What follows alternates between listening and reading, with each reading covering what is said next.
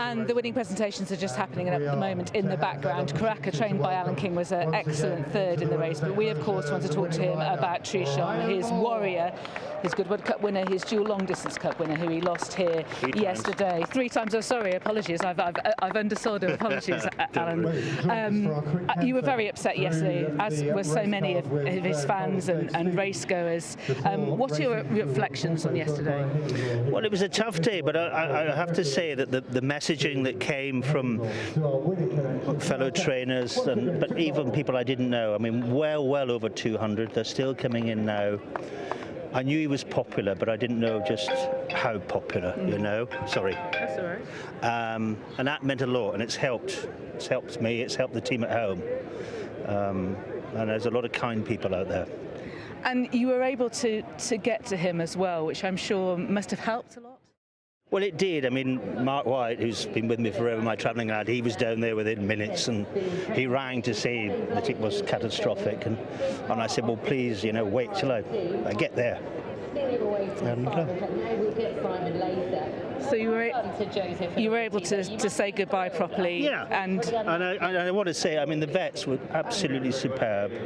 It was calm, it was professional, it was meant a lot, and he is coming back. He's going to be cremated, and he will come back to Barbury, and I have a little graveyard, so he will go next to Viking Flagship, captured and Border Success. So 4 mighty horses.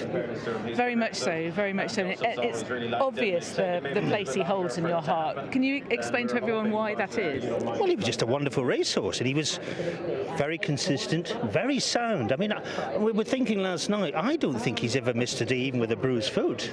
And I know people criticise because he was a non-runner a lot of times, but that was only because A, he didn't want fast ground, and B, he wouldn't have won on fast ground.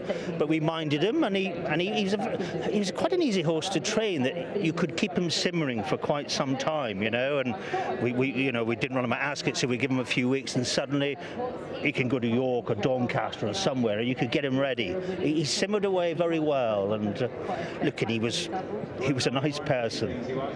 And some people would ask, and indeed they've asked me directly, he's a 9-year-old running in a Group 1, and they say, you know, should 9-year-olds still be racing? Should we still be asking horses of that age to race at that level? He's not an old horse. And the other thing is, that was his 35th race. It's not a huge number.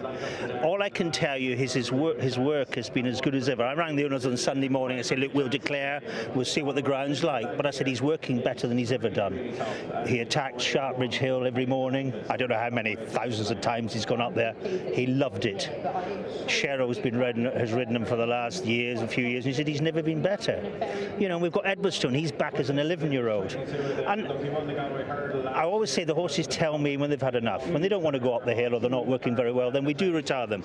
But he was a racehorse. He loved it, and he was still a very good racehorse. You know, he was 4th in a Group 1 on ground that was pretty quick in France earlier in the year. You know, still rated 114. Oh no, listen, I have no qualms. And the owners were thinking we might retire him at the end of this year. I was keen to keep kicking. I mean, I think Mark Johnson won a group race with an 11-year-old a few years ago, and I thought, this old boy could do that. Sadly, it's not going to happen, but oh no, he was loving every day of it. And for your team, not just you, that must be very difficult as well. What do you do to put your arm around them? Well, you put your arm around them, but you get on, you know, and professionally they all pulled out this morning. It was quiet, but we had a lot of horses to work. I think the great thing is he'll never be forgotten. He is coming home, and I think that's very important as well, and I'm very proud of the team. Alan, thank you very much for speaking to us. We really appreciate you paying tribute to Trueshan in that way. Thank you.